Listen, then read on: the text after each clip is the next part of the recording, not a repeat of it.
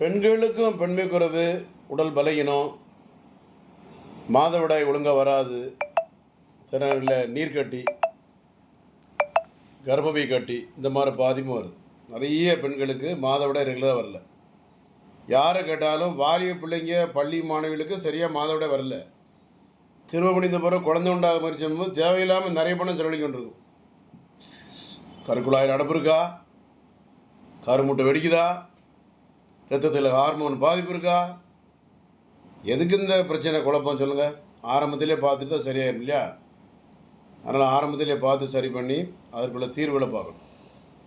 சித்த மருத்துவ பொருளில் ஆலோசித்த பெண்களுக்கு மாதவிடாய் ஒழுங்காக வரல, எஃப்எஸ்ஹெச் பாதிப்பு இருக்கா, பொருளாக்டின் பாதிப்பு இருக்கா, ப்ரொஜெஸ்டரோன் ஹார்மோன் பாதிப்பு இருக்கா, எஸ்ட்ரோஜன் ஹார்மோன் டிஸ்டர்பன்ஸ் இருக்கா, ஓவரியில் பாதிப்பு இருக்கா, கர்ப்பப்பையில் பாதிப்பு இருக்கா, கருக்குழாயில் அடைப்பு இருக்கா, கருமுட்டை வெடிக்குதா, மாதவிடாய் ரெகுலராக வருதா வரலையா என்பது முக்கியம். மாதவிடாய் ரெகுலர் வராமல் நம்ம கல்யாணம் முடிஞ்ச என்ன பிரயோஜனம் சொல்லுங்கள்? ரெகுலராக வரணும், வந்து தான் திருமணம் செய்யணும். ஏன்னா திருமணிச்ச பிறகு கத்தியில் 2 மணி மாதிரி அங்கேருந்து திருப்பிடுவாப்புல யார்? மாப்பிள்ளைக்காரன்.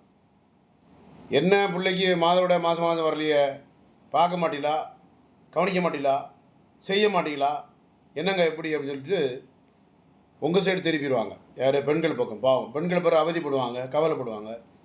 இதை நம்ம தேவையா? நம்ம இதை பார்த்து ஆரம்பத்தில் சரி பண்ணி நம்ம மருந்து எடுக்கணுமா இல்லையா? அதனால் எப்போவுமே தயவுசெய்து பள்ளிக்கூடத்திலிருந்து மேஜரான பருவத்திலிருந்து பிள்ளைங்களை தாய் தகப்பனும் மெயின் குறிப்பாக தாய்மார்கள் உன்னிப்பாக கவனித்து மாதம் மாதவிடாய் ஒழுங்காக வருதா வரலையா, எத்தனை நாள் வருது என்பதை கண்டுபிடிச்சி அதுக்குரிய மருத்துவத்தை பண்ணிக்கலாம். Antony Siddha, doctor John Chennai. இப்போ கருக்குழாயில் அடைப்பு இருக்குன்னா நம்ம சித்த மருத்துவத்தில் மருந்துனா கொடுப்பதில்லை. அது சில பேர் சித்த மருத்துவத்தில் ஆஹா ஓஹோ அப்படின்னு சொல்லுவோம். அதெல்லாம் போய் நம்பி ஏமாந்துடுறாங்க. கவனம். நம்ம இதில் என்ன முடியுமோ செய்வேன், முடியாதுன்னா முடியாதுன்னு போயிடுவேன். கருமுட்டை வெடிக்கலையா மருந்து இருக்குது, நீர்க்கட்டியா பிசிஓடியா மருந்து இருக்குது, அடுத்தால ஹார்மோன் பாதிப்பு இருக்கா, ரத்தத்தில் hormone, thyroid hormone, FSH, prolactin hormone பாதிப்பு இருக்கா, மருந்து இருக்குது. கவலைப்படாதீங்க.